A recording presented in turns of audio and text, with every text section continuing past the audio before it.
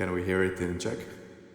Proletáři všech zemí, vylište si p***del!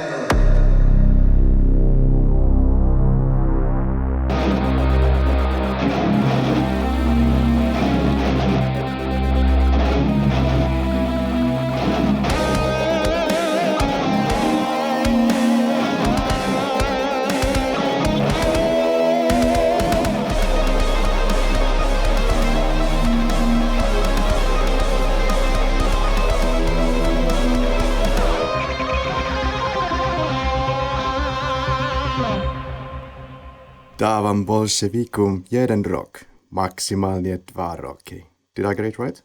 Oh yeah, you did. Awesome. Ahoy, dear listeners. Welcome to the podcast once again. My name is Karri. I studied a little bit of media. We are 2 film aficionados. Tonight actually 3 because we have a guest from the Czech Republic. So welcome Ondra. Hello. And of course we have my co-host Henrik here somewhere. Hello, Henrik. Hello. A little bit about our guest. Could you tell us a little bit about your background, if you're willing? How did you end up in this podcast? What do you do? Well, I just stumbled upon your request for a guest on Reddit. I thought it was interesting, so I just, if you need someone, I'm here. Judging by your usernames, you are an engineer? That nickname actually comes from the time when I used to study civil engineering, which I didn't finish. What kind of work do you do at the moment? I am a CNC operator at the moment. Oh, wow. All right, so tonight's objective is to analyze something quite culturally attached, hopefully pronouncing it somewhere around there, Pelíšky. Exactly more right. or less. Our first film from Czech Republic. We are closing in on the 100th episode at some point, so we're starting to get a little bit of amnesia what we have done here. Henrik, was this your first time watching this film? It was, and altogether it's one of the few Czech films that I now have seen. Czech Republic being a country of which films I'm somewhat still unfamiliar with. Ondra, I believe you have seen this a couple of times. Couple would be an understatement, yes. So would you say that this opportunity to join us interested you because you are quite familiar with the film and like the film, I would say? Not necessarily a lot familiar with it, but I like it a lot, especially because since it's a topic that I like. It's history. That's important. All right. So as our listeners might already know, this is the kind of podcast where we try to seriously investigate films, try to investigate with our sophisticated laboratory equipment if feces could actually catch fire, as suggested by the film. That's the level of detail we go here. Why are we watching this film now? I think Henrik is the best person to answer this question. I actually don't have a faintest idea why we are watching this film now. Oh, that's weird, because I chose this film. Yeah. Yeah. So naturally, I'm the one who most qualified to actually explain to the audiences what goes through your thick skull when you pick these films. Yeah. Well, Henrik is our tossing bag. I just toss questions at his direction. No, just kidding. But I just bought this completely randomly from Amazon. Well, actually, it was via Czechmovie.com, which was offering its products on Amazon. Big thanks for Czechmovie.com, actually. I've been kind of a frequent customer now, it seems, and they have a lot of interesting offerings. Our criteria, how we pick these films, certainly has taken a step or 2 backwards. No. This is very tough. This used to be a carefully thought out process where we discuss carefully what films we are going to go through and have motives for the films we choose. And today it's just I happen to buy this one film from e-store. Henrik, I was about to get to this. So we're going through the times of the coronavirus and looking how much fun the characters are having on the film. I thought that, since they are isolated in this Soviet-imposed poverty, let's say, I thought it would be very topical, in a way, in a different way, but still this podcast is, interesting sometimes. But I'm trying to make some kind of a bridge here. Are you trying to tie the Soviet Union with coronavirus? Well, Are you trying to draw some metaphors here? I'm so going to get crucified now for this. No, my point was that at the end of the film, the last shot is when the birds are in the cage. And in a way, we are also in the cage. But, okay, this metaphor sucks really hard. I'm so sorry. Oh my god. Are you trying to say that communism is a plague? Oh, no, of course not. And of course, this podcast is also not here to imply in any way that Poland, the country that I live in, dear listeners, that it would in any way start to resemble a Soviet Russian suppressive communist oligarchy. No.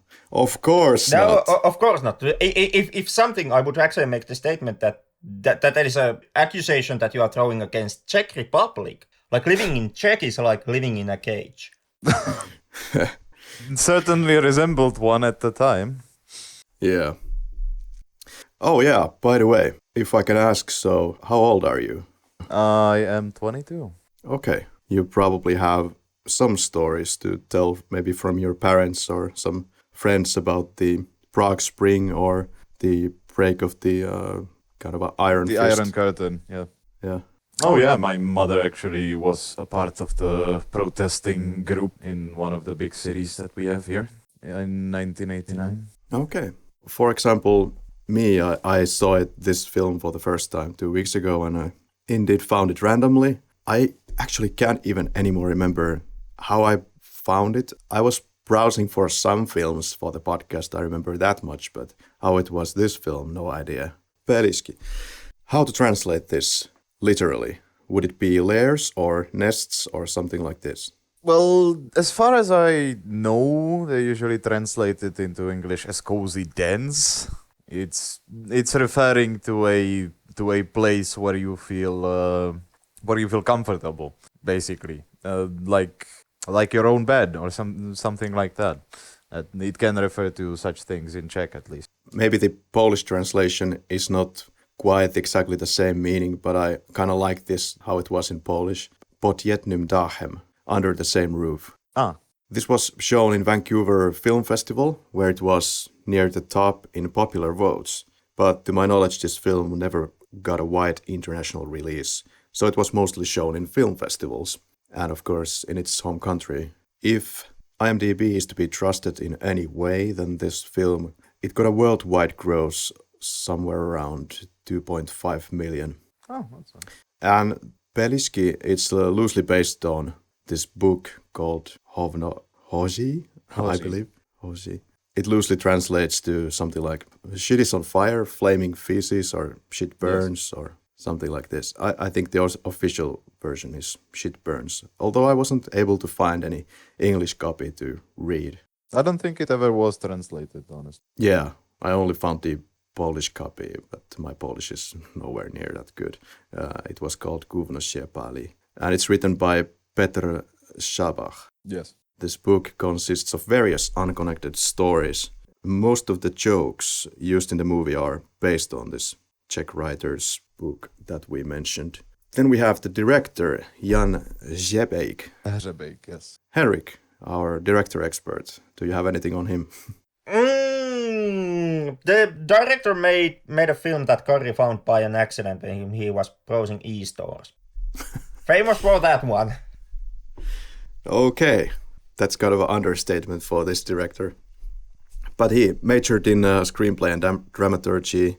Aside from Pelíšky, he is also known for Big Beat from 1993, Šakály Leta, Yes. a rock and roll musical comedy. His first major box office mega smash hit, and it's the Big Beat theme that reunited later to do Pelíšky. And both Big Beat and Pelíšky are based on books of Petr Szabach. And in fact, this director Jan Hřebejk has made several film adaptations of his books. Also Pupendo from 2003 and Je dobre, Good for Me from 2008. And the writer died in 2017. This director, he's also inspired by films like Amarcord by Federico Fellini. He's also been inspired by the Czech film Obecná škola, Elementary School.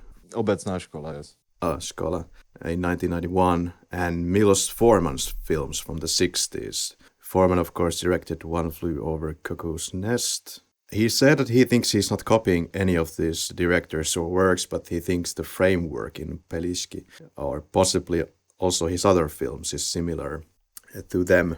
All right, I believe we can little by little move on to the actual scene-by-scene analysis. What do you think, Henrik?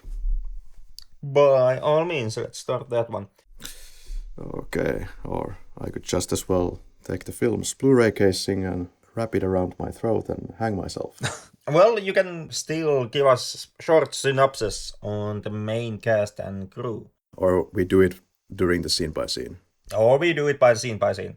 We got some listener feedback that, oh my god, this beginning is dragging on forever before we get to the actual film. So we start with some fake snow of Christmas 1967. They apparently didn't have snow, so they created some for the film set, starting with the quote, "I was about to turn 16, was hopelessly in love, and wanted to die. How sweet." This already starts with pretty murky waters, but the film strikes kind of an interesting balance here, because on the other hand, it's dealing with quite serious history, like the Prague Spring, but then it's kind of making fun of all the hardships that the people endured during the communist times. Some people have said that it quite doesn't work for them, and some people have no problem at all. What do you think is going on here? Because this film has a repeating theme of not really caring about suicide. Like, Jindřiška doesn't really seem surprised, shocked, saddened, anything about the fact that poor old Michal just tried to kill himself. Your thoughts? Michal is so bad at killing himself that I too wouldn't be too worried.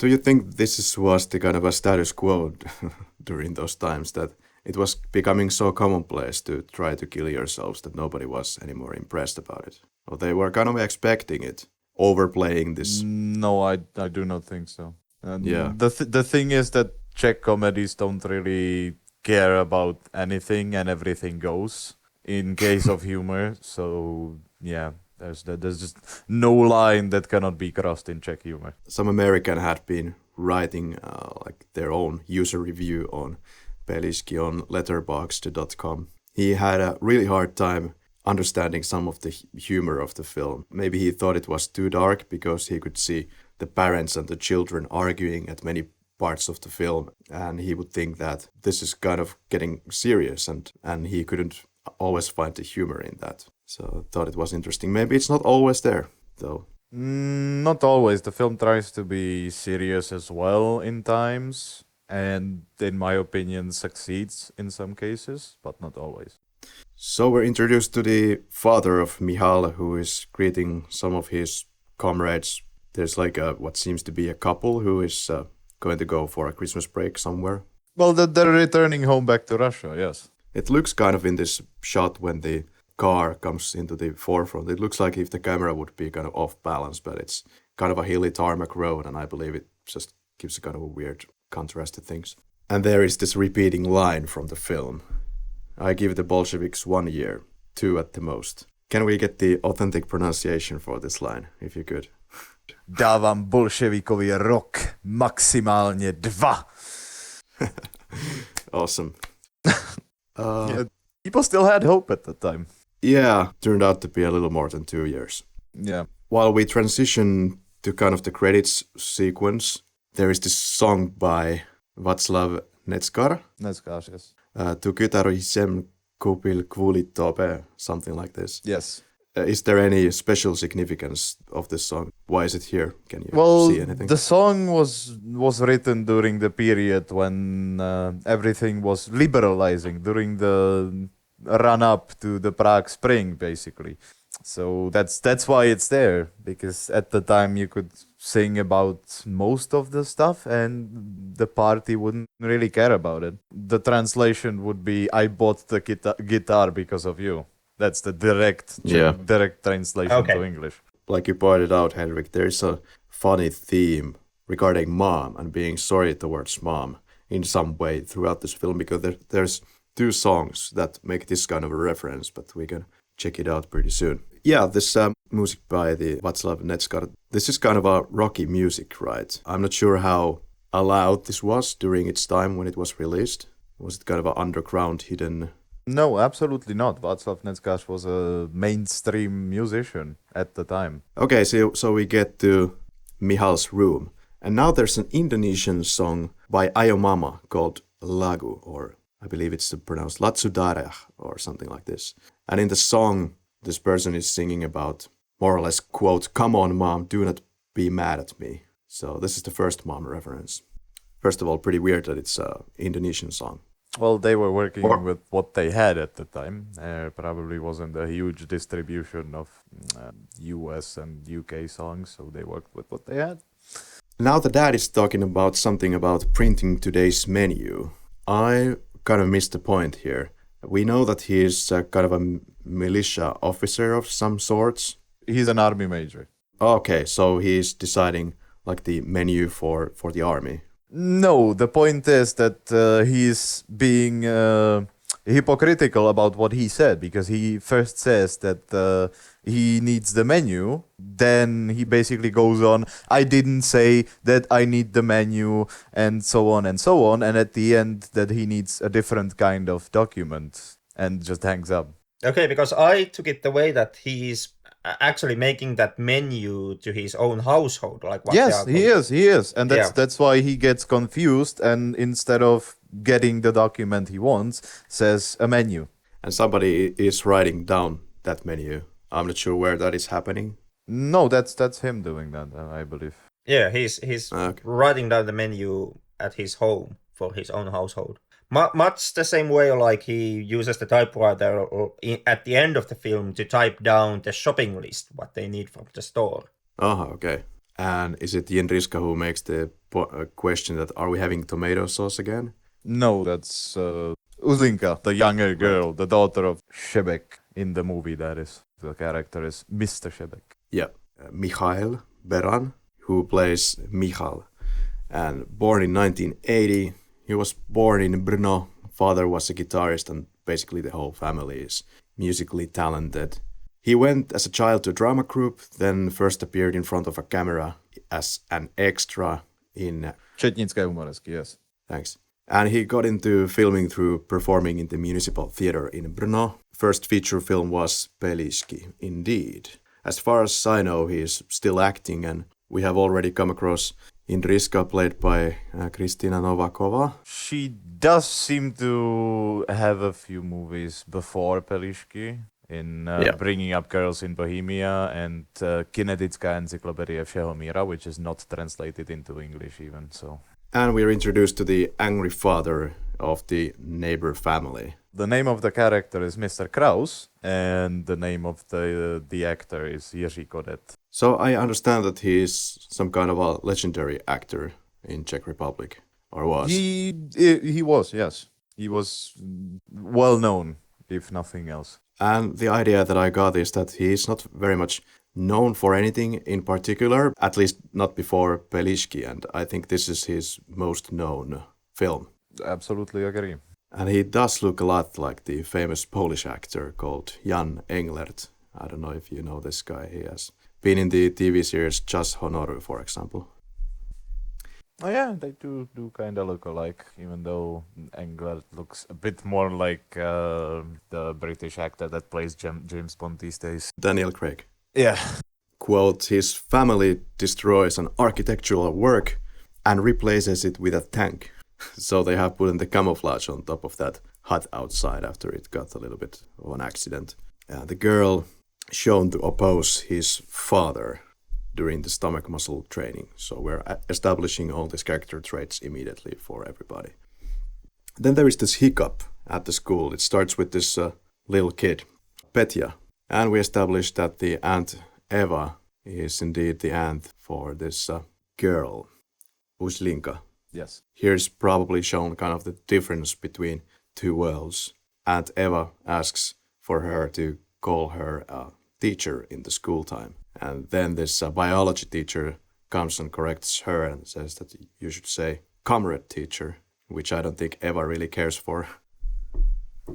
Yeah, that some teachers apparently wanted it a lot, and some teachers just didn't care about it at all. It's what I got from my parents and grandparents. Then from the stairs we have this sharing of gazes. There is the Jindriska looking down on these two boys, Michal and Elian. I think it's pretty clear from these camera angles that Jindriska is interested in Elian more than she is in any way interested in Michal. And after all, they're cousins, so... Well, will be at the end of the movie. All right. And we're outside of the youth home. This I was wondering why there is some kind of a place to receive mail next to this youth home of May 1st or whatever it says in the gate. But the problem is that there used to be... this is usually a college for students or some such. And they usually have this person that just controls the children so that they don't do, I don't know, alcohol and such. It depends on the person, obviously, if they do their job or not. But okay. Yeah, so it's the same school that they are in. Yeah. Basically, yes. And Elian gets some nice shoes from America, from his parents. And this competition between the boys is established. Michal says that this would look great on my mom. We are getting a little bit of glimpse on Elian's home. We get a lot of quick glimpses at Elian's home when he's doing something quite random, like playing some kind of Christmassy music for 20 seconds and then it cuts into some other scene. And basically Elian is this kind of a rebellish type of a hippie character who is the one maybe most consuming the Western culture, so to speak, and is basically the only character in the story who somehow gets a happy ending in a way. Well, he leaves the girlfriend into Czechoslovakia and never comes back, according to the story. That's somewhat wrong, since both Eva, Mr. Kraus, and Indriška leave to Britain and don't come back until 1989, according to the story. Oh, okay, yeah. Yeah, there's the final postcard that the family receives, which kind of is used to establish the fact that they leave for England. And we also show some other students. Like, kind of interestingly, we have kind of black and what looks like to be an Asian guy there joining this movie watching experience with Elian. Well, that isn't anything uncommon here, really, because we used to receive people from all around the world, since we've got one of the most famous, oldest universities in Prague in Central Europe. So okay, so you think also during the 60s it was this kind of a open... Yeah, that continued all the way throughout the since World War II, all the way to today, basically. There's people from India studying in Prague. I don't know, America as well. And this is kind of the way for many of the kids and kind of adults alike to get a glimpse of the American culture here, or actually also some French films are shown without subtitles, so I guess we're to assume that they perfectly understand it, or it's just something that they want to consume regardless, even if they understand what is being said here. Well, I guess they'd rather consume a story without understanding what the characters are saying, rather than seeing the same movie repeated. More of this conflict when Michal says that Elian looks like Jean Marais, this French actor. And then the competition heightens, and in the next scene it's immediately backfires when Michal gets pushed against the wall with the bike. But of course later he apologizes for this one. And at home it's back to lies, told you not to bike on ice. We get to know that Aunt Eva is not yet coming because of this comrade teacher, biology teacher. But now it's time for some occupied toilets because comrade comes to visit the aunt and needs to use the toilets, but it's obsazeno, occupied. So he pees into the sink and heating himself up for a nice little hairdo. Yeah, they apparently had to shoot this specific scene about 5 times, from what I've read. It looks like it's definitely his own hair that is actually on fire there. It absolutely does, yes. The things you do for filmmaking. Alright, then there is this Christmas song, and Indra gets to hear about her playing because she stops playing and just smiles. And Father Mr. Kraus then singing beautifully. Neighbors hear all of this downstairs. And now the extended family pops up into the Michal household. Michal seems to be so excited. And then tries to sing this carol that was just being played upstairs. Feels obligated, Father says, just to shut up. Once again, this director seems to have something against hair. There's this sparkling this woman's hair. And somehow the conversation leads to Kodiak Bear. And, yes, because they apparently actually had a conflict about how big the bear is in the past, and now they're returning to it because they got reminded. 3.7 meters is supposed to be the height of this bear. Just everybody's making fun of this situation. Growl, Dad, the magic word. Yes. This is the moment also where we hear the background noise when Indra is at the door and gives Michal this kind of a gift from Alien as a kind of saying sorry, which I believe is a Mick Jagger poster.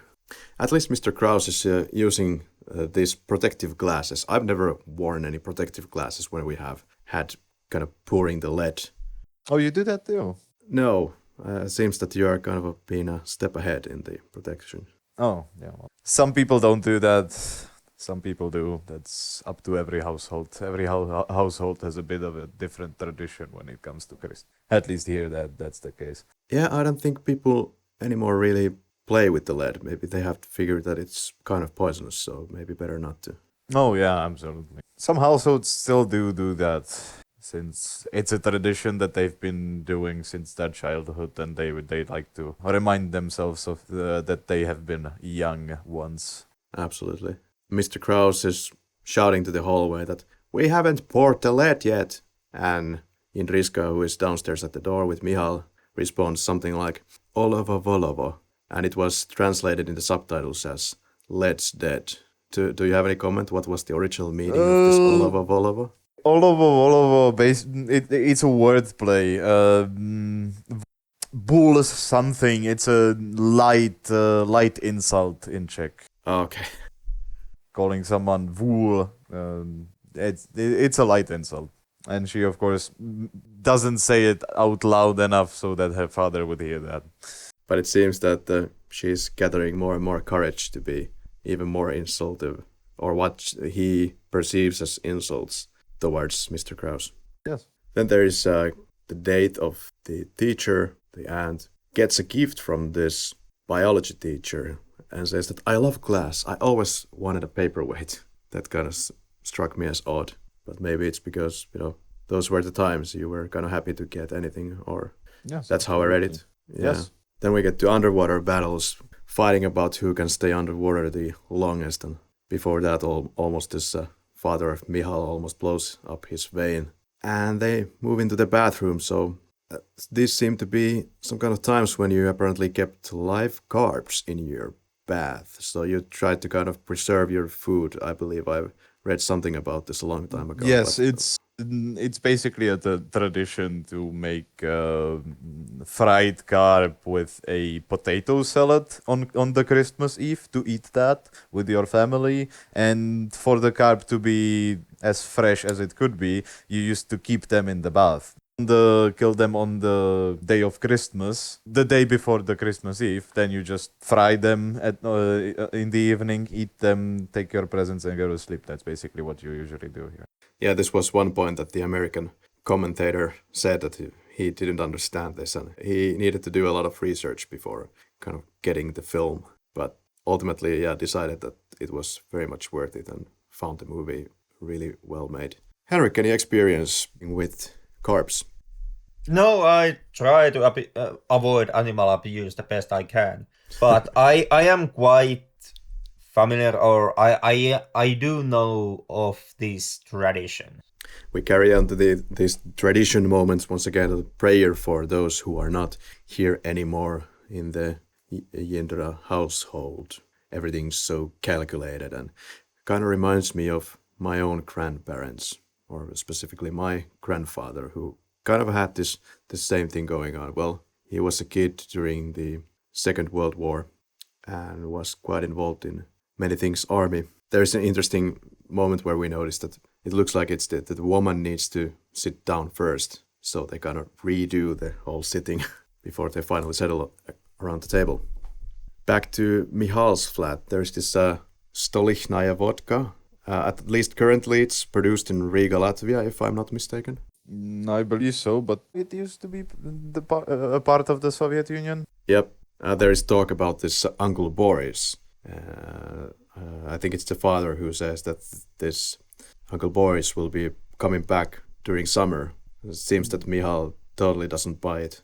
It's the same person that we've seen at the start of the movie when the the female and the Russian army officer was leaving in their Lada.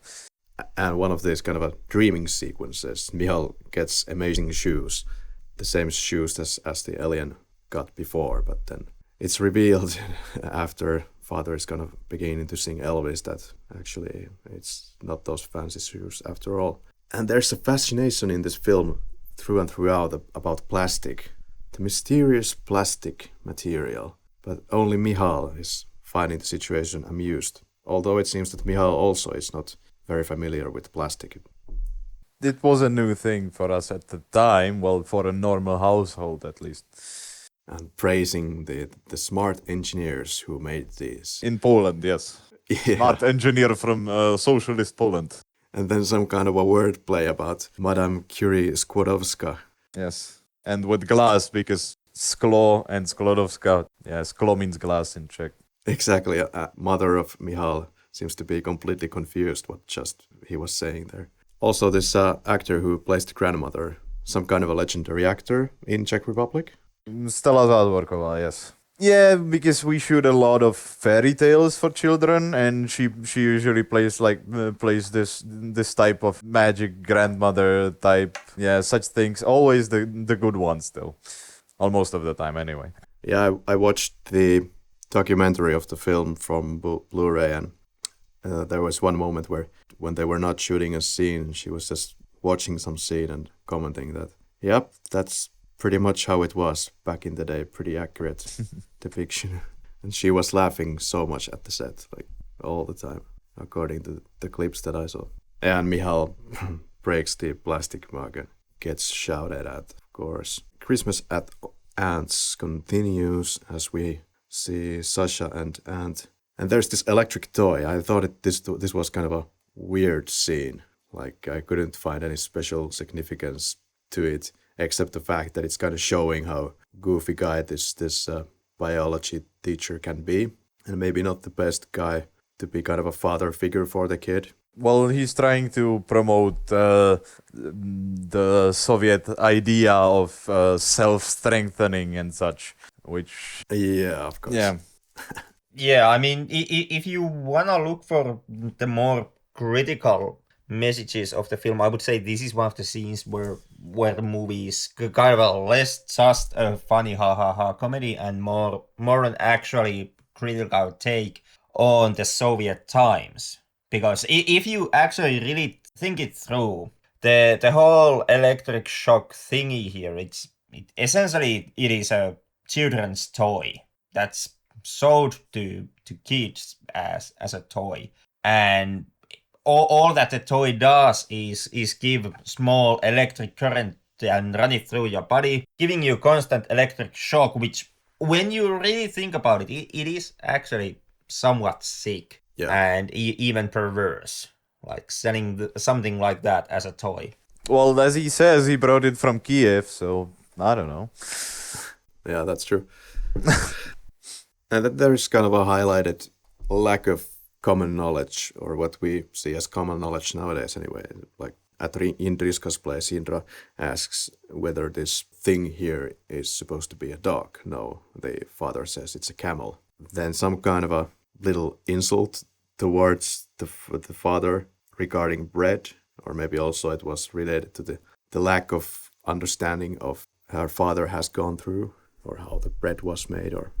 Yes, because he had apparently gone through a concentration camp the period of Nazi occupation around here. So that's why. Then she mocks him that he basically says that they made chess out of bread in the concentration camp, and she mocks him. She says, "You made white chess from white bread and black from black," and he basically flails into a rage and starts on a rant about how they only had this one type of ugly, tasteless bread and such. And there's a jump back into Ant's place. Once again, here we have the microscope gift, followed by this very, very silly dance for this Czech artist. This one is Karel Gott. And the kid is smiling and completely confused about this dance. And we can see, at least in a couple of occasions, that basically this little kid, Petya, is here to see what silly things the adults are doing. And then later he is copying that, like dancing like they did, or giving electric shocks to Mihal's father, things like that. Yeah. That's kind of his character traits. In the next one, it's the first mention of this frankincense. Grandmother or somebody around the table asks, what is smelling here? And it's frankincense. Frankincense, it's aromatic resin used in incense and perfumes. And it's gotten from the trees of genus Boswellia in the family of whatever. Getting out of my field. Quote, screwing is for kids. Men will drink. Henrik, would you agree? Well, of course, absolutely. And Marshal Malinovsky. Ah, yes, the famous scene. Yes, I quite like this shot with this kind of a yellowish tinted lighting, and they're all together around the table having the drinks. The father is completely drunk. The funny thing is you can actually see the hairspray behind Mr. Donutil's head when they're shooting this scene. You can see the lighter, you can see the candle, but you can see the lighter. Whoever was doing that. Yeah, I think I see the hand, which is yes, the lighter. Yes, there's a hand, yeah. Yeah. And this reference to Marshal Malinovsky, I was kind of thinking that this is kind of a sarcastic reference, I suppose, because in a way this was a Soviet military commander during World War II who was important contributor to the big defeat of Nazi Germany at the Battle of Stalingrad and at the Battle of Budapest. But the thing is that the father served on the Eastern Front of World War II, so probably joined with the Czech-Slovak Armored Brigade that was formed in the Red Army and was probably actually serious about praising this marshal. He's basically this character that's supposed to show how they're celebrating everything, how great the socialism is and everything. Yeah, probably. Yeah, of course. I just feel that maybe the rest of the people around the table are not necessarily that, let's say, fanatic, not that, emotionally engaged towards the single party. Absolutely not. Mihal then promotes Uzlinka. Yeah, that one, to put some posters up on the bulletin board. And she does, while being pointed with a crossbow. Yes, the one she got for Christmas. Yeah. So once again, one of these rebellious acts. There is a lot of rebellion from all of the kids, but most definitely there's this Mihal and Jindra who are opposing their parents. But then it's now sexy time at Ants. There is more of this frankincense, which seems to be kind of a hot thing during '68 in Czechoslovakia. And biology teacher and the ant, they look so uncomfortable during everything, really. Biology teacher asks, "Isn't this exciting?" And she responds, "I don't know, I feel sick." And the kid comes into the room to ask, "Does shit burn?" Which is a reference to the book that we were discussing. Kind of this biology teacher then lays all the cards on the table. I came with the offer of quality sex. And he's talking about all these romantic things like milk and water position. Henrik, what is a milk and water position? Oh, I actually have no idea what that is. There is a strong possibility that it is something that really didn't translate that well into the English subtitles. Yondra, any comments? Don't ask me about that. I have no idea. That's a completely different generation. It does look terribly a lot to like your typical missionary position and nothing else. Which is interrupted by the music, and wow, it looks like this biology teacher is grabbing the whole vinyl player and trying to spank the boy with it. Well, essentially, technically, he is. Michal explains to his father that this is a poster depicting Gagarin's brother. Oh, he tries to persuade them that it is, yes. Yeah, it's not really exactly working out. So father rips this to pieces and says that I wanted to pass the bulletin to you, bastard. And, Michal gives the hand sign. Finally, the aunt arrives after this kind of a sexy intermission here to the family, and also the doctor is there during the Christmas day, but mostly to get a bite at the Christmas table, I would say. And he's checking the blood pressure of... Miss Krausova. Yes. Here we have the electrocuting of Michal's father's feet. This is a completely random shot. Yes, that's to show that children are irresponsible, I guess. I don't know.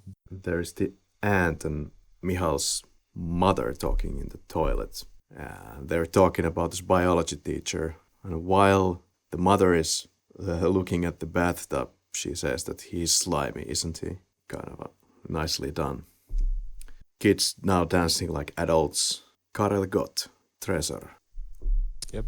Any special meaning in the lyrics of the song that you could see? No, another mainstream musicians with more mainstream music of the time period. Then we finally get to this pork with sauce and dumplings. Yes. The father is getting kind of a national apoplexy during this scene. Kind of each character exposing different stereotypic features at their peak, pretty much. The mother says that the food that she made is not as good as before, but father insists that it's delicious. And the daughter makes the point that this is actually a gnocchi and not a knedliki. Knedlik, yes. Knedlik. And they go on and fight over this, whether it's a gnocchi or a knedlik, which ends with choke on those gnocchis. It just escalates into total absurdity and even goes shouting downstairs. There's a happy holidays wish from downstairs via this little girl, but unfortunately Mr. Kraus goes downstairs to fight some more because he was wished to be quiet during Christmas at least. Now Michal doing some weird biceps outside. Actually not really doing any biceps, just hanging there. And we finally get to spring of 1968. Petya helping to hang paintings at school. Photos, actually, yes. Oh, okay. That's a thing here. They usually have a picture of the president hanging in each room in schools. Of course. Even now it persists, so. Class with Michal. Teacher is the biology teacher and the chewing gum is put into Michal's hair. There's this police officer talking about his exciting office paperwork, but then to make things, I guess, a little bit more exciting, he comes up with some kind of a fake story about killing a mailman accidentally. Well, it doesn't need to be fake. Yeah, I didn't take that as a fake story either. Okay, because it's just to show the absurdity of to which people can go just following orders. I was just following orders. That makes sense. But back to Yindras, where the lady of the household now says that quiet, somebody might hear you and they will lock you up again. Then Mr. Kraus goes to shout on the balcony instead. Yes. Proletariats of all countries, fuck off. Basically, yes. Yeah. Most famous quotes from that movie, and is still used to this day. Can we hear it in Czech? Proletáři všech zemí, vylište si prdel! Awesome. Maybe it's also kind of a reference to Mr. Krause's will to live a little bit larger than the occupant.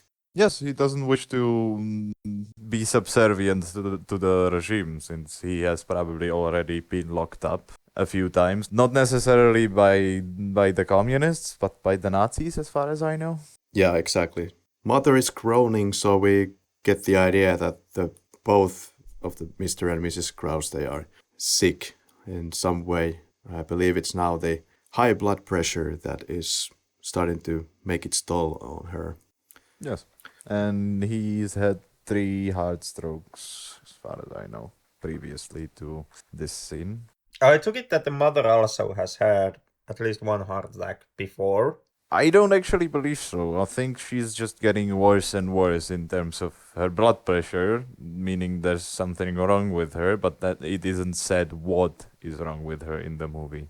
Yeah, could be a misreading on my part. However, there was the kind of a serious note that was taken on her panting, and I took that as an implication that she has suffered a stroke or have that heart attack or something kind of that previously, and that's the reason why Mr. Kraus kind of would be so worried whenever his wife starts to pant or groan, as it's stated here. Yeah, I like this scene because it's starting to show a different perspective on the character, that Mr. Kraus is also able to calm down and do some leniency towards people in the household, and Yes, because he actually cares about them. Yeah, exactly.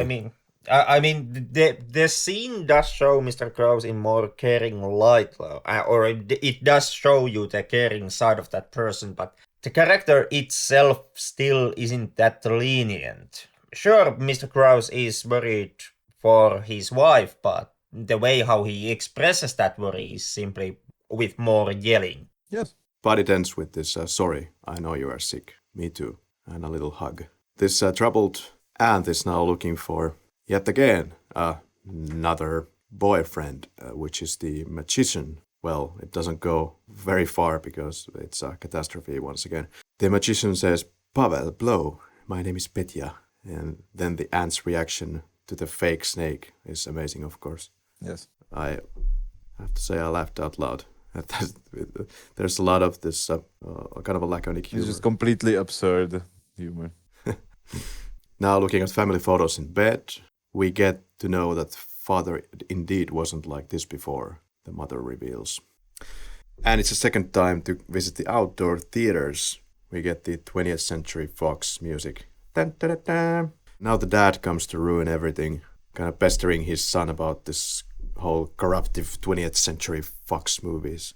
We see the father is in this office uniform and is chasing his son Michal, but gets stuck in the fence. The mother couldn't give a flying crap and just joins the whole party. And the funny thing is that you just skipped one scene completely. Did I? Okay. What was that? When they're smoking outside, that's why the father was mad mainly. Oh, before this 20th Century Fox? Yes.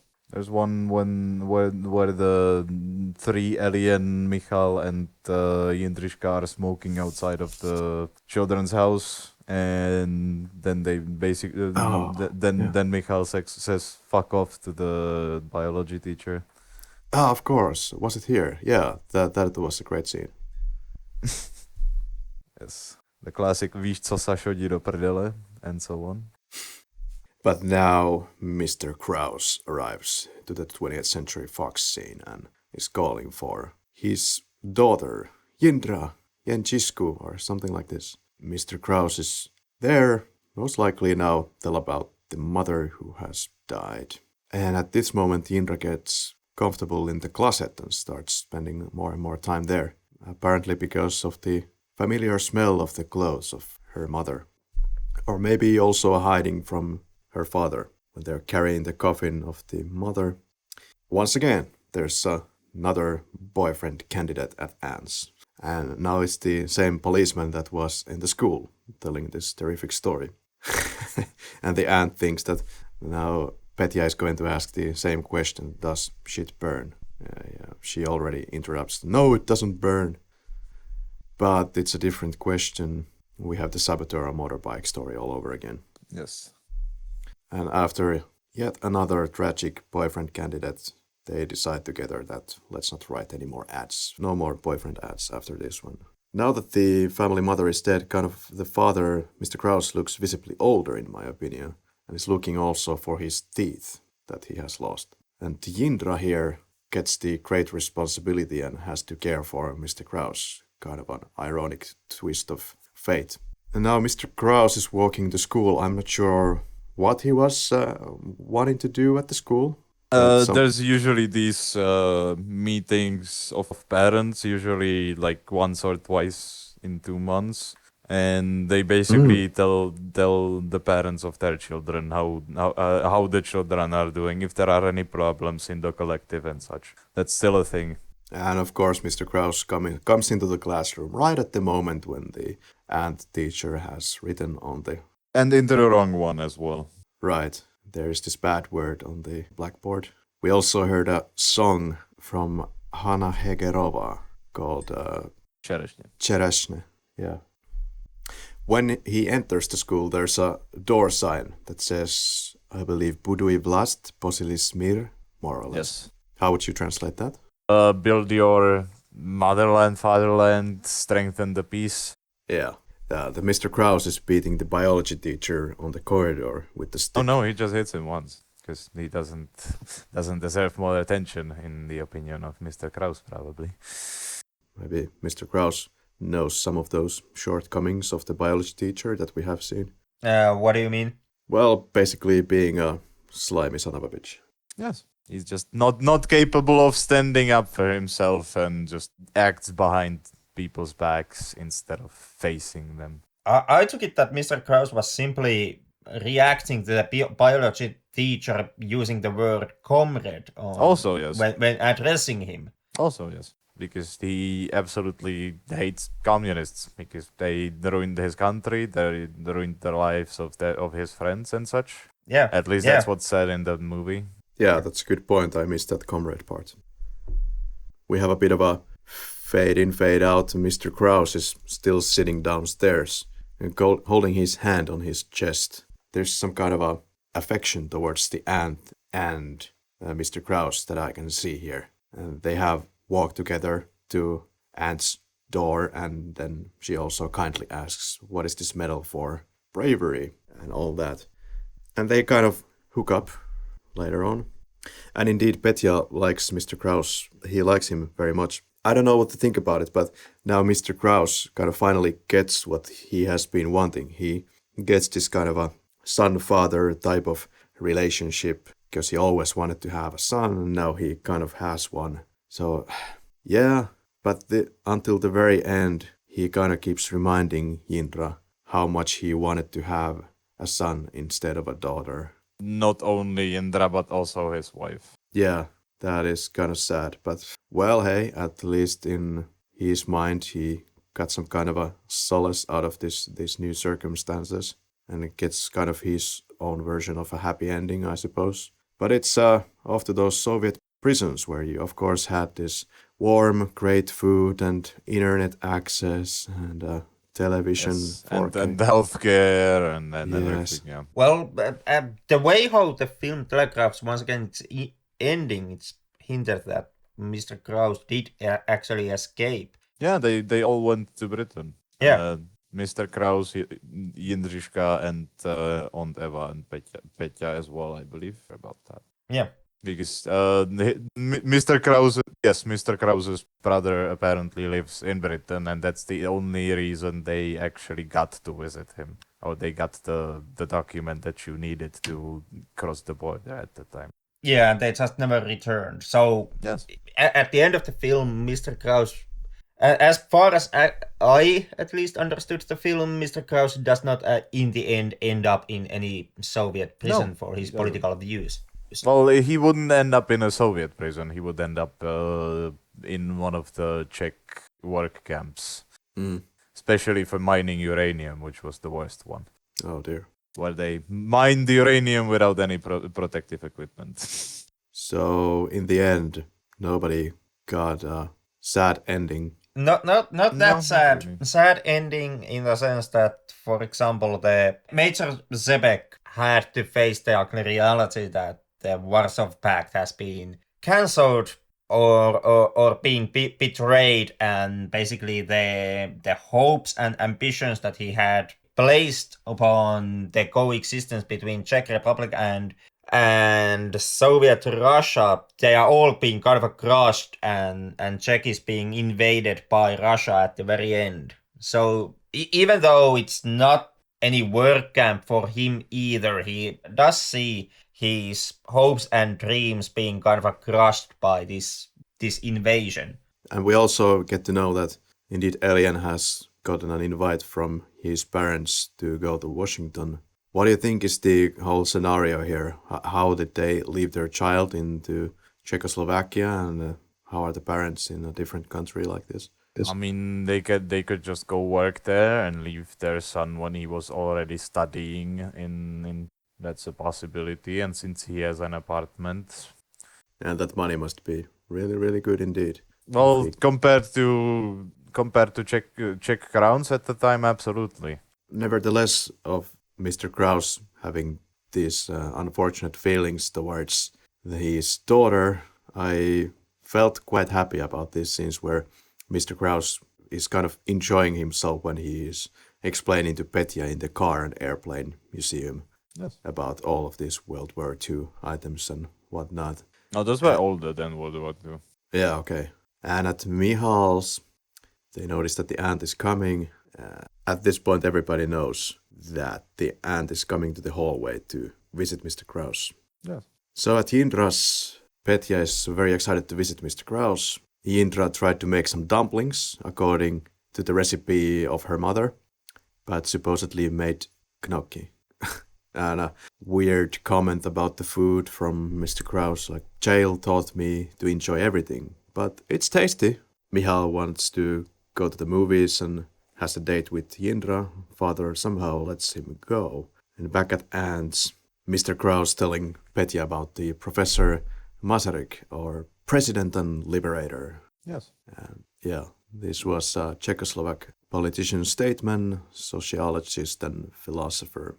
He had a lot of fields where he had a doctorate. Honestly, he basically founded the Czech-Slovak Republic after 1918. He was the central figure that actually got everyone together that we could found Czechoslovakia at the time. And this repeating line again, we give the Bolsheviks 1 year, maximalnie 2. Yep. And Mihal gets to know that Indra is not home because she's with her boyfriend. And we have this whole scene where we see that Mihal is calling for Indra, but on the balcony we see only Alien, and he explains that Indra is not there. But he doesn't buy it. And during this scene, we have the song The Soulman, Baby Do Not Cry. And a bit of a romantic stairway moment follows that, and Mihal surprises Alien and Indra. Alien explains that he's going to see his parents, so Indra wanted to say a bit of a goodbye for him, but Mihal completely ruins their last chance of a kind of a goodbye kiss. Now, of course, Mihal desperately tries to convince Indra that since Alien won't be coming back for about a year, then maybe they two should hook up and get romantically involved, basically. But Indra makes it clear that, well, she treats him as a friend, as a cousin, and there are some borders that cousins should not cross. And this is where the London came through moment is Aunt Eva and Mother Maria are talking about this message from London. They're talking in the dining room that the average woman thinks of sex every 5 minutes and average man every 7 minutes. Sure, I think that's a little bit bonkers. Should be the other way around. As the Mr. Polivka said in the movie, or as the uncle, I'm an average woman then. Yeah. And the professor is saying something about do not paint the devil or devils on the walls. It's an interesting saying because as far as I know, this saying doesn't exist in the English language. No, but I completely understand this because it certainly exists in Finland. And as far as I checked, it also exists in Germany, Latvia, and I believe Hungary, which might have been the source of this particular saying. So how would you guys kind of explain that to some people who might not understand this? So painting devils on the walls, that's kind of like saying you shouldn't have said what you just said because that just might become a reality for you. That's good enough, I'd say. Yeah, that's it. Yeah. Mr. Krause explains the background of his brother who lives in London, who flew for the Royal British Air Force. And so, in short, Mr. Krause kind of wants to put up a memorial for the air fighters in Czechoslovakia, in Pletna. No, it's Letna. It's those are the fields in Prague that are right above the river. I believe opposite to the castle, where a huge monument was made for Stalin and the Red Army and everything. But then it was demolished, I believe, in the run-up to Prague Spring. Now Michal is drinking in secret, and Mr. Plastic Fan is giving the gift of plastic spoons this time, which kind of bent into hot coffee and also developed by now socialists, Germans, of course. Yes. I wonder where our German comrades made their mistake, states Mr. Krause. Jindra has gone back to sit in the closet. I guess she's escaping the piano duties. Meanwhile, Michal has been a good boy and put his head inside the electric oven. And Jindra is once again extremely unimpressed by yet another suicide attempt. I found this kind of disturbing throughout the film. In the next scene, everybody is gathered around the table and then they hear from the doctor's call that Michal has just had a heat stroke. And everybody's just laughing that he would be so stupid to try to kill himself with an electric oven. Well, that is stupid. Like, I would be laughing also. And was. But it's a common theme in the film that nobody takes suicide seriously. I'm quite disturbed about it, even if it's supposed to be some kind of a Czech humor where all bets are off. But No, seriously. If I told an American a Czech joke, they would probably want to ban me from the internet. do you prefer Czechia, this new name to new way to... I prefer Czech Republic. Czech Republic, yeah. Yeah, they drink again to Marshal Malinovsky. And Yes. now we get to the Prague Spring, August 28th, 1968. Does somebody want to give a short version of the Prague Spring? Maybe our guest is the most qualified for that. Well, the thing is that during the liberalization of our society and politics, some people didn't necessarily like that, so they basically wrote a collective letter to a Soviet president. They didn't like that either, so they just went and sent 4 countries to invade us and to pacify us so that we wouldn't be liberalizing our society and politics anymore, because they wouldn't want us to be, like the degenerate West that is just about money and such. Yeah, I found something regarding Finland here also, that Finland was, or the Finnish president Urho Kekkonen at the time was the very first Western politician who officially visited Czechoslovakia after August 1968. And he received the highest honors from Czechoslovakians from President Ludvík Svoboda. Finland, who, of course, especially during Urho Kekkonen's reign, was a country kind of politically influenced still by the East in a way that we were always kind of on our toes, even though we were not kind of part of the Soviet Russia. Eastern Bloc, I'd say. Yeah, we were not part of it, but of course we had to be careful what we were saying and try to keep a kind of dial it down a little bit, so to speak. Well, it's not like you didn't have your own trouble with Soviets. Yeah, no, yeah. So it was kind of a challenging dance, and I think it's still going very much now. Oh, well. On some level. Well, we do have a president right now that is kind of trying to bring back the good old times. Yeah, Miloš Zeman. Zeman, yes. I read that he refused to attend any ceremony regarding Prague Spring, which is kind of perplexing to me because he was also the one who was critical of the Soviet occupation or the attack during the Prague Spring. Oh, he does have to be nice to the people that paid for his campaign, be it the Russian influenced businessmen and such. So. Ah, right. He spoke against the Soviet invasion during that time, of course, because he was a politician during those times, and there was kind of only option was to be in the Communist Party, but that kind of sticks out to me in his resume, that member of a Communist Party. So he wasn't the only one. There was a big outrage that the Soviets would come and crush our completely peaceful Prague Spring, where to this day they still deny that they were the ones that started shooting into the crowds. Wow, and there has been some clear opposition towards this president, and was the opinion polls at the lowest level in like only 51% of support towards this president. Well, that was even during his election. Yes, he only got 50%. Only. It's still 50% of the people that came to vote. So. Oh, that is kind of a split society, yeah. Absolutely. There's people that only want to remember some parts of the history, and there's people that remember it as it was. Yeah, just a bit about the timeline. So it was 1948 when the Communist Party took control around Czechoslovakia, and 1968 was Prague Spring. Then in 1989, of course, there was collapse of the Berlin Wall and basically the collapse of communism at large, and that was immediately followed by Velvet Revolution, which kind of set the nail in the coffin for communism and the Soviets in the area.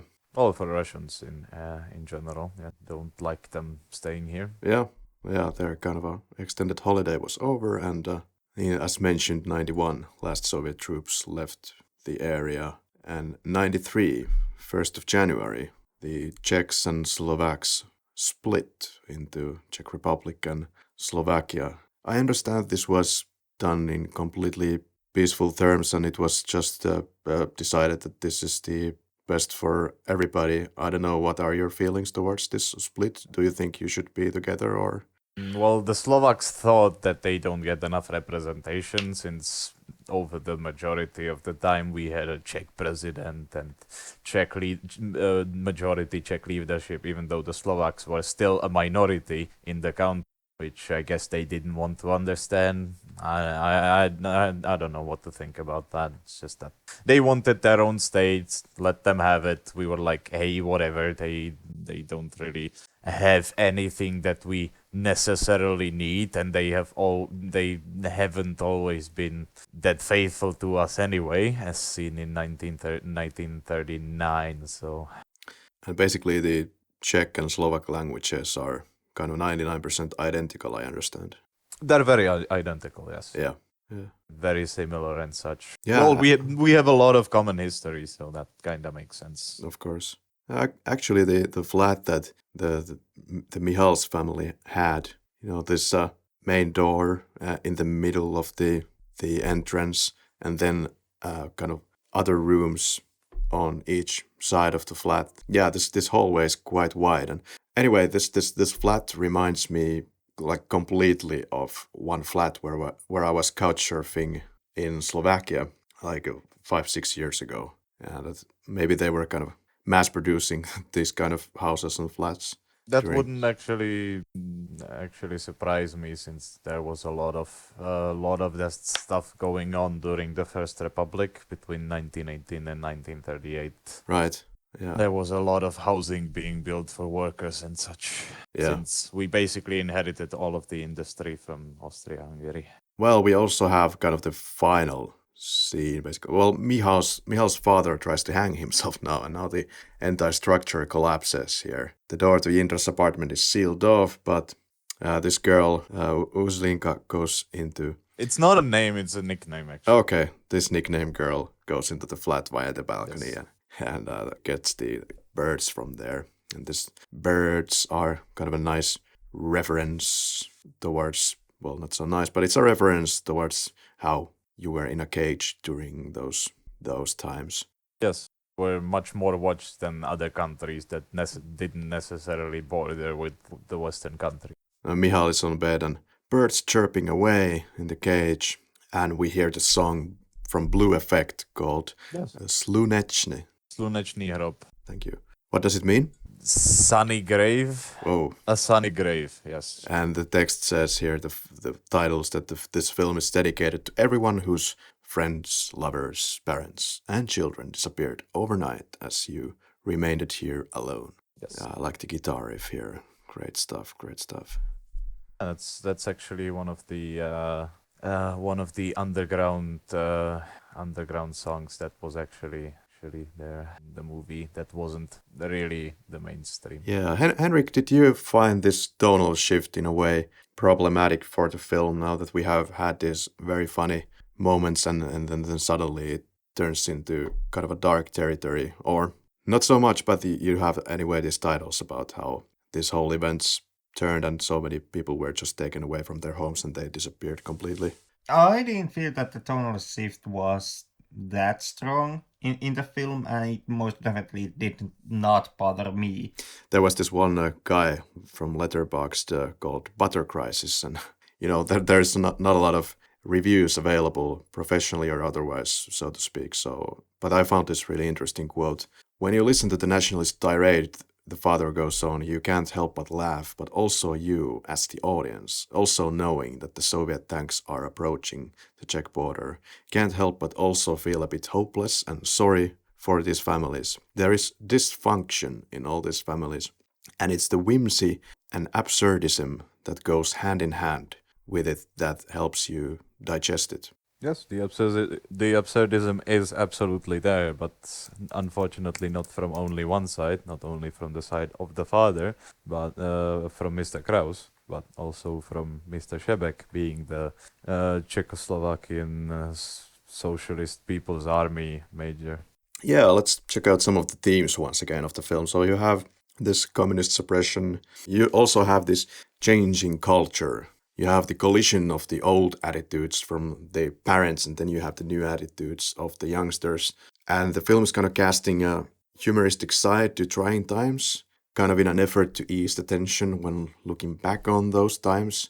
Yes, that's what us Czechs do. That's why during the Nazi times we were called the laughing beasts by the Nazis, because we would just laugh at anything. We would just try and ease all the hardships with humor. Yeah, I just found interesting that you also have this very, let's say, Czechoslovakian culture that is represented by, for example, Mr. Kraus. And regardless if it's Mr. Kraus or Mr. Hřebejk, the movie kind of paints it in a light that this is kind of the old world and the youngsters are maybe the new Czechoslovakian world. So we're also kind of moving away from the oppression, but we're also moving away from the old Czechoslovakian lifestyle. So it's kind of and then at the same time, it's giving more foothold towards the more, let's say, Western culture, all these US influences, which are in a way nagging at the culture of Czechoslovakia, if you will. Well, nagging, I wouldn't say nagging, I would just say influencing, since I don't see it as a wrong thing. Yeah. It just makes you question all the Soviet socialist values, yes. Because that can't be a thing in a proper socialist country, comrade. I think it's not taking much of a side here. It's just condemning everything and making everything in a goofy light.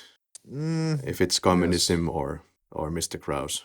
Well, I wouldn't say that it paints Mr. Kraus as being goofy, stupid guy. It just paints him in the light that he has suffered. Therefore, his personality is completely changed by all the hardships that he has been through. Because not only has he been through a Nazi concentration camp, he also lived to see the end of the war. Then he came back home and was living in peace for 3 years. And then the commies just stage a coup. And there's this completely new regime controlling your day-to-day life that is locking up your friends, your family, the people that you were fighting the Nazis with. And that's how I see Mr. Kraus.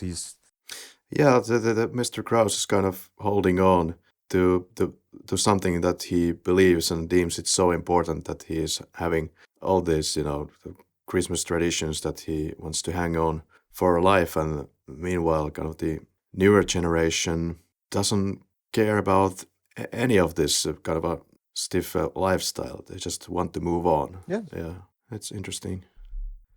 All right. Henrik. Would it be seen and not seen by No, Saint we Jesus? covered that already. Oh, did we? Okay. So, would it be quickies? Sure, why not? Okay. Who wants to go first? Favorite performance? I'm gonna wait. Well, I can start. I'm gonna name, and I hope I'm pronouncing, or Karri can say how this is pronounced, but Jiří Kodet, who played Mr. Kraus. Jiří Kodet, yes. I absolutely agree. Yeah, could you give us the pronunciation again? Jiří Kodet. Jiří Kodet. Jiří Kodet. Yes. Well, Czech being one of the hardest languages on the planet Earth, it's kind of hard to pronounce the letter. So it's one of most people have a problem with that when they don't learn it since they were really fucking small. Sorry. Yeah, Mr. Kraus, Jiří Kodet. That's my best effort tonight. Yes. This guy steals the spotlight for me. He's really funny. So, yeah. He's great. Yeah, absolutely agree. You would also pick him? Yes, I did independently when I did my research on that, when I prepared. Especially comes to mind the piano scene when he's angrily singing in this song and trying to show how it's supposed to be played. God damn it. Favorite shot? Well, for me, at 39 minutes, there's the family at the table and Mihal's father drinking, that fiery shot. So the first farthest. Yes, the Marshall shot there. Malinovsky scene. Exactly. And you guys? For me, it probably would be 14:7. I can't really find it. Where he's screaming at Jędryška that she can't play at the piano. Henrik. Yeah, I take the fire shot also. Favorite scene for me would definitely be the dumplings argument around 51 minutes between Jindra and Mr. Kraus. I'm gonna go with all the suicides that the film has. Yeah, Probably. you have the dark sense of humor, so I thought you would appreciate that. Favorite, I don't know if I gave this to you, but I propose, favorite piece of music. Did you have anything like this? Probably the Blue Effect song. It's just great. I love it. Definitely, yeah, the end credits Blue Effect song. Favorite quote? Well, proletáři všech zemí, of course. I'm gonna take the teacher's remark. I'm not forcing myself, just be quiet and quick, please, which also is something that describes all my sexual encounters. For me, it would be kind of those pinnacle moments of the gnocchi conversation. So, choke on those gnocchis. How do you say that in Czech? Zadus se těma nokama. Or something like that. Yeah. Favorite kill. And please, listener, do note that this is once again a category that has been hanging on in the podcast since our horror movie times, and we just decided to keep it as a ha funny moment in the categories. So, favorite kill. For me, it would be Indra's mother, because there isn't much else to go with anyway. Yeah, that was a hilarious moment in the film. I'm also going with that. I'd have to go with the postman, since that's the most absurd moment of that movie.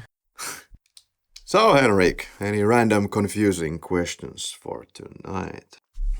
Henrik, well, if you had been a Czech during 1968, would you have pushed for an aggressive anti-Bolshevik rebellion via your student organizations, perhaps, or would you have just been the slimy carp in the bathtub?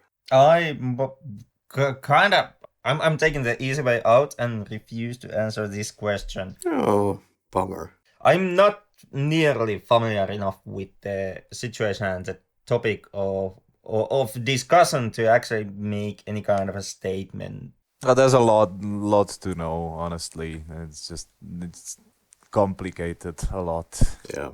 Yeah, and I try my best to not to actually open my mouth if I don't know what I'm talking about. Same, but because this still is this is real history and these are real events that affected real people. So in that sense, me being born and living in Finland and just making snarky remarks about real tragedies, since I'm not familiar enough with the actual facts and the actual situation. It's kind of a beneath me. Well, that's smartly played. It's the serious Henrik now again here tonight. we are not completely on our comfortable territory and turf.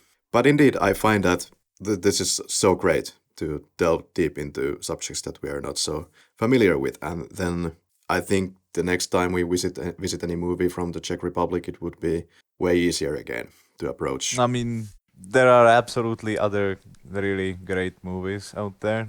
Yeah, I went a little bit, I guess the kind of a educated word to describe this is that I went a little bit apeshit in my checkout, and I bought 5 movies from Czech Republic that I will be, or former Czechoslovakia, and I'll be kind of... I'm interested. What did you buy?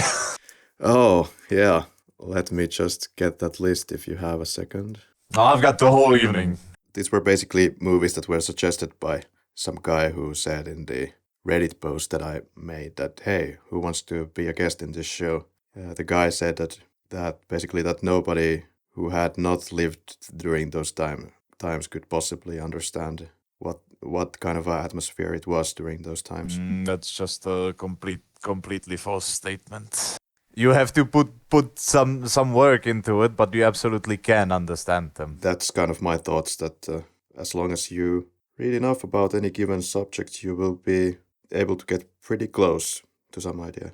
Well, not only an idea, but you are probably more objective to those events than, let's say, a person that was alive back then. Yeah, the movies that I ordered were, oopsie doopsie, actually 6 films. First is My Little Sweet Village, Vesnicko má středisková. Yeah, The Ear, Ucho, The Fireman's Ball, Horima Panenko or something like this. Yes. Larks on a Thread, Skrivanci na niti.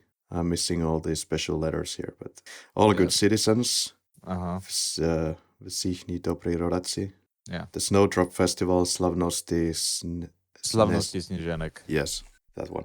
Classics, I understand. Yes, absolutely. You're missing Dark Blue World there. I'm always missing something. That's more of a historical movie, though. Also. Yeah, and unfortunately, they didn't have the joke from 1969. So, what drew you out of this film, Henrik? Me personally, nothing really. That's exactly what I wrote. Nothing really. What about Ondra?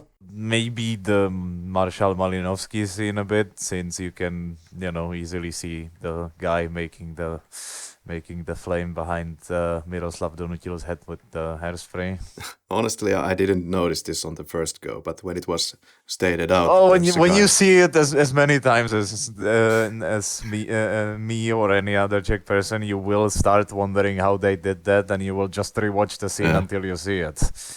I kept wondering how they were able to kind of... it's literally just hairspray and a candle. But then there is the scene where the biology teacher's hair cuts into fire. But that was probably done with some hair extensions or something, or maybe with that special slow-burning gel that you can put out easily. Not sure.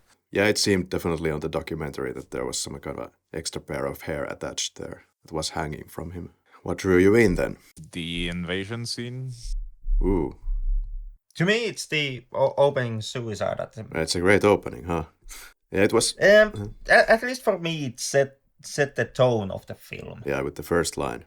It was through and throughout actually a very funny movie and a bit distressing, but I haven't laughed this much in a long time, I have to say so. Yeah, same for me. Mm-hmm. Well, this is our second legit comedy that we have taken a look on in the podcast. The first one being the 6 Degrees of Celebration, which I didn't care for that much. A goofy Russian Christmas comedy or New Year's comedy. Yeah. I wouldn't know. Yeah, and this one was way more on my alley. And this one I actually did find quite funny. That's speaking something, because as I've found, Henrik is it's really hard to make Henrik laugh. So good. I did a good job here then. Or the movie did. Scissors of Sacrilege. What would you change in the film? Or how would you improve the film, guys? I don't think there's anything to improve. This is just one of the best Czech movies. And I'm really not that educated enough in movie making to actually make that decision to change the movie in a way. Yeah, and it's always kind of a artistic perspective whether something is supposed to follow some kind of a set rules, and at the end of the day there are no rules in filmmaking, but there are some guidelines, let's say. I don't know, I just felt that I didn't really think about it in the way that you already described it, but I was thinking that the electric toy at Ants, when they established it, I didn't really get the high importance of this scene. But now, given some perspective, it works just as well as some of the very randomly inserted but funny scenes. But if I don't know, perhaps I have written a lot of bullshit here. When I try to think about this now, in my current understanding of the film, I would probably not even speed up the pace of the film, because when you start to really scrutinize these scenes, there's a lot to chew on. You have to get past, some cultural barriers there. Once you get that, that's great. And you just find more and more things when you watch it on repeated viewings. So no changes from me. No. Yeah, I'm also going to take the no changes route here. Yeah. Well, and my 3 adjectives to describe the film would be, let's say, hilarious, tragic, and unique. Well, I'm sure that there is plenty of films that have been made of the same idea, but I would say I would still make the kind of obnoxious wording of unique, which would then kind of suggest that I have seen half of the world's movies. But anyway, unique. My adjectives for this film will be funny, warm, and sad. Well, the only 3 I've got are true, political, and funny. Yeah. That's just how it is. True that. And did you gaze at your omega during watching this film? Did you get bored or distracted? Were you making pizza in the oven while you were watching? Or did you have some better things to do, like view your Facebook feed? Nope. 3 nopes. All right, drum roll. Henrik, would you recommend Pelíšky? I would.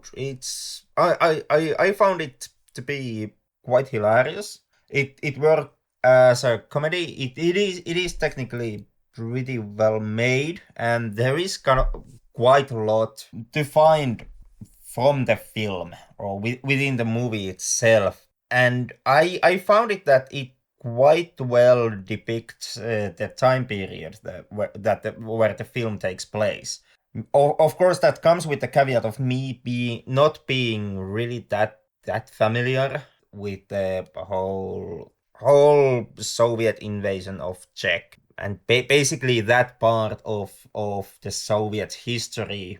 But from what little I do know and what little I do understand from the time period and the way how Czech was during this time, I do think that it's pretty accurate depiction of the society and the people living those times. And even though the film does have a quite deep of a political depth in it, it still is quite easy to watch. Like, this is not one of those extremely heavy films that just keeps hitting you in the head with the political themes, or you don't even have to be quite familiar with the themes themselves or the real life events in order to enjoy and understand the movie itself. Like, this is a very open movie for basically, I would say, to global audiences. So yeah, most definitely a recommendation from me. Wonderful. So my movie picks are not that bad, Henrik. Right? No, you can keep on ordering films from e-stores. Yeah, I would also, of course, recommend it. Like a big recommendation. Important cultural dive into the kind of moods and cultural shift of the time in and around Prague Spring. It's educational, it's funny, and definitely you could manage to buy worse films at random on Amazon. So absolutely, go pick it up. And even if you're kind of disencouraged by the cultural gap that you might have to jump over, I think it's going to be worth it. But yeah, the the gap really isn't that high here. Yeah, but that's sure there are things that you may miss if you are not, if you don't understand the culture that the film depicts, but it's still like we have tackled way harder pictures like Yellen here in the lab, and this is nowhere near that territory when it comes to how hard the film is gonna understand if you don't understand the culture or if you don't have first-hand touching point to the culture. Yeah, I guess I'm speaking mostly for people like this one reviewer online who was from the States and had never traveled outside of his home country and all that. That could be, but if you're from Europe, you probably have enough starting point information to enjoy Eastern this. Bloc maybe, but I wouldn't think that people in Western Europe would understand a lot. Depends. Yeah. Depends on the person, depends on the experiences, and depends on the knowledge.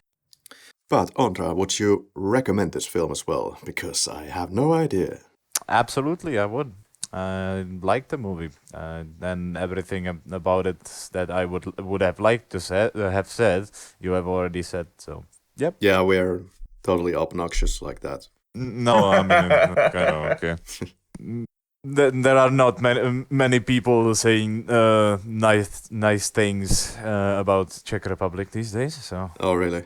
Well, I'm glad to help us. Especially people that would like the old times to return since we removed a statue. Yeah, I've been in Prague a couple of times, but other than that, I don't have a lot of touching point. But at least that's something. Usually, I like to go visit actually some less traversed places. Like I had a plan to go to Brno, but that never happened. Would you recommend to visit some other city than Prague? Well, Brno is definitely great. I mean, I live just 40 kilometers north of it, so yeah. Oh. I used to live there actually, but that was only like half a year or so. Yeah, Brno is a great city if you know what to look for, but it could definitely be viewed as ugly and dirty, and especially from the if you arrived by a train. Well, yeah, there's nice parts. I don't know how to say this, but for example, in Helsinki, there's a lot of this level of cleanliness and sterility in also the new architecture that it kind of bores you to death. But I kind of like this rough around the edges type of architecture and looks of city. So maybe it's the thing for me. Well, absolutely, because we still have most of our country wasn't destroyed by the Second World War. So that means those old buildings are still standing, most of them anyways. So that's why it keeps its, unique outlook, at least the cities and towns. Even the small town where I live, the city square, town square basically didn't change. All right, let's complete this sentence. You really know you're watching Pelíšky when you see one of the most awkward dance scenes of cinema history for me so far, and meanwhile somebody tries to hang himself, and as a response he only gets apathy and laughter. Your turn. You really know you're watching Pelíšky when you hear Blue Effect, the band that wrote the song Slunečný hrob, or A Sunny Grave in English. I just like that song so much. Yeah. You really know you're watching Pelíšky when you yourself are a complete dumbass and try to kill yourself with an electric oven. All right, I believe those were the quickies, but Henrik and Ondra, would it be time to toss the lab coats into the fire at this point? I don't know about fire, but at least hang them for the night. We might need the coat still on next weekend. If you insist. We are running on quite a low production money here, so might as well keep the coats. We will most definitely don't have the cash to buy new ones. No, we have only minus numbers on the account regarding this podcast, so it's quite expensive, in fact. But Henrik, what is our next film in this podcast? I actually don't know yet. Oh, what it is? Well, it would be Jean-Luc Godard's Breathless from 1960. Are you in? Quick question before we close our doors. have you actually ever watched a Kodar film? I believe, but I can't confirm. Well, Yes. I guess we find that one out next week. I know, a very artistic buddy. But it's one of those big names that many people analyze to hell in film schools. So I think it's one of those things that we just need to check out at least once. Well, your words, not mine. But there sure as hell is a lot to talk about next week. Well, this is the hell of your own making because you didn't pick up any movie for suggestion. So Just so that the audiences know that you are to be blamed next week. yeah, well, we have gone through your Gone with the Wind and The Birth of a Nation, so I think this is going to be less heavy. Yeah, well, you know, the famous last words. Oh, really? That remains to be then seen.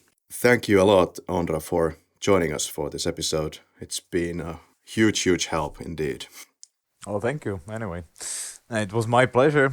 Didn't think I would enjoy it this much. Okay, that's great to hear. Yeah, and before you leave us, is there something you want us to do for you in return? A shout out, a Absolutely not. website, Absolutely something like nothing. that? I just wanted to help you guys out. You chose me. That's well and over good enough for me. So I'm honored. And is there, though, if you have any kind of a projects going on, you can drop a link or something if you have anything. I do not have anything that I can make public at the moment. Okay, so we'll be waiting on what you come up with if you do. All right, in the meantime and in the between time, you can find us on Facebook, Twitter, Instagram, and YouTube. As my brother from another mother, Henrik, would say, the places the common curse frequent. But don't forget to leave us a rating on Apple Podcasts or wherever you are reviewing podcasts, because it really helps us out, especially the Apple Podcast ratings, because it's kind of the mecca of podcasts and it's going to raise us higher in the rankings whenever you do that. And remember that even if shit keeps happening to you, it rarely is on fire. Unless it's a dumpster fire, such as this podcast.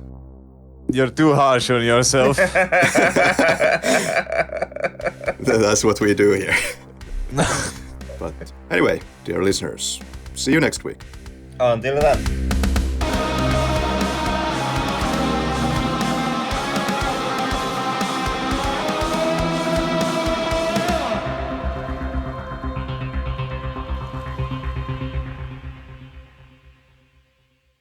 All right, that was fun.